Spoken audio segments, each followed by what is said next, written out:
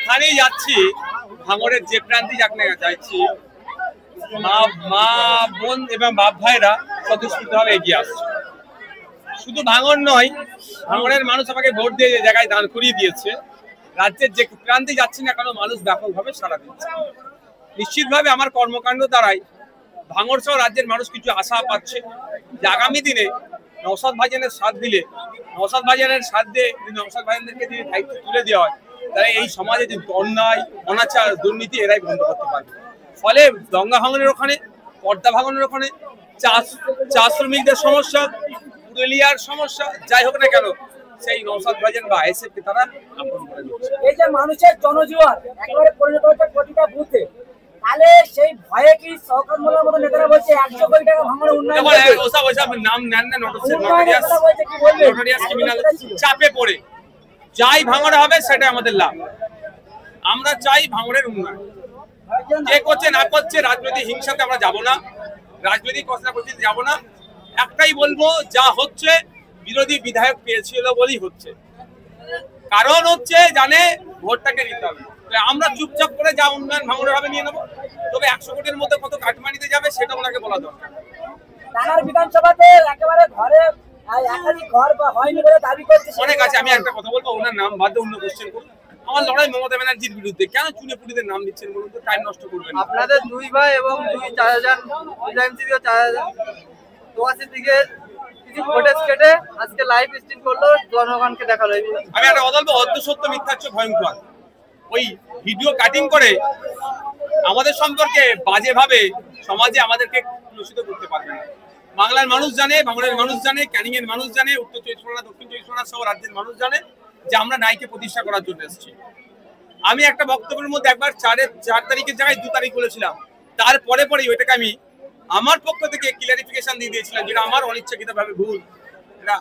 আমরা সেই রাজনীতি করতে এসেছি, আমরা মূল্যবোধের রাজনীতি করতে আসছি। সকালে এক বলবো, সন্ধ্যায় এক বলবো।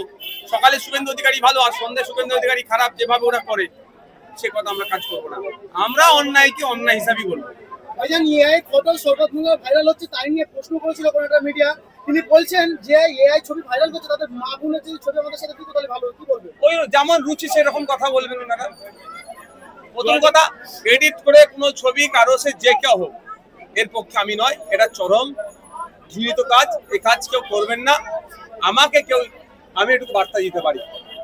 দ্বিতীয়ত, কেউ অন্যায় করেছে বলে আমি আরেকটা এমন কথা বলবো সমাজে, আমি একজন জনপ্রতিনিধি, এটাও কোনোভাবে কাঙ্ক্ষিত নয়। তবে যার যেমন রুচি তার তেমন ভাই ভাবতে হবে।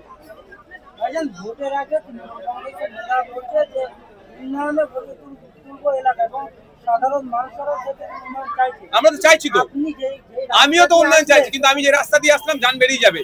বারবার বলা হচ্ছে রাস্তাঘাট দুরবস্থা, এই রাস্তাটা আরো বেশ কিছু রাস্তা নিয়ে অলরেডি আমি চিঠি করেছি, কোনো হেলদোল নেই। তাহলে উন্নয়ন কোথাও হচ্ছে?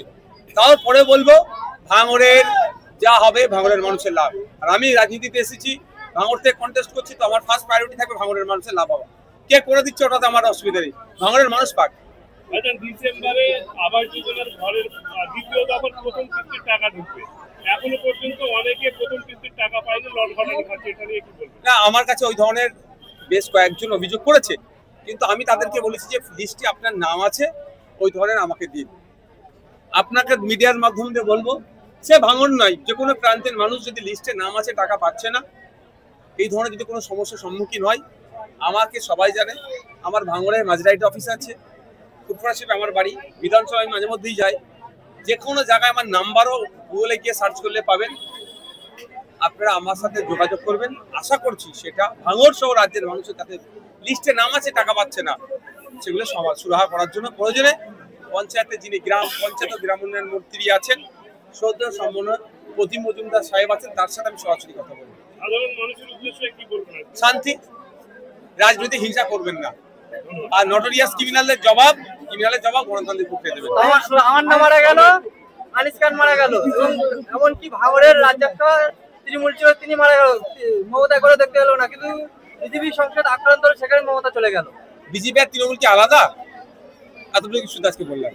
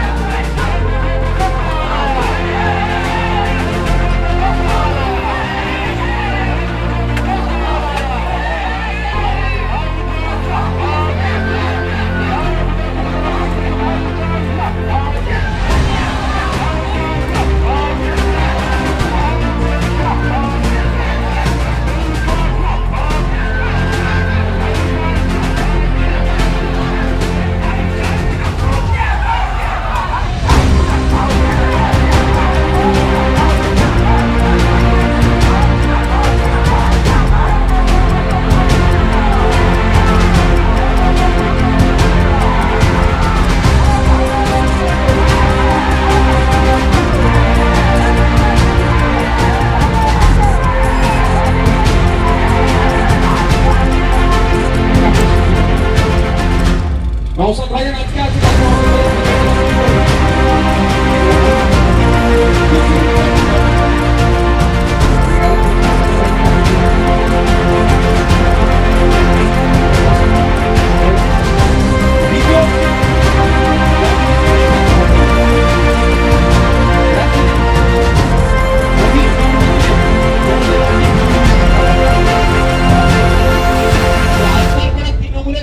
জন্মদিনে কেন আপনি অন্তত তার সাথে কথা বলবেন ওরা এসি রুমে বসে চা খাবে আপনার মনে সাথে চা করতে পারবেন তখন রাজনীতি যোগসাথে বলা হবে দ্বিতীয় হচ্ছে আমাদের পরিবারের একটা গুরুত্বপূর্ণ সদস্য পুলিশ হচ্ছে একটা আমাদের পরিবারের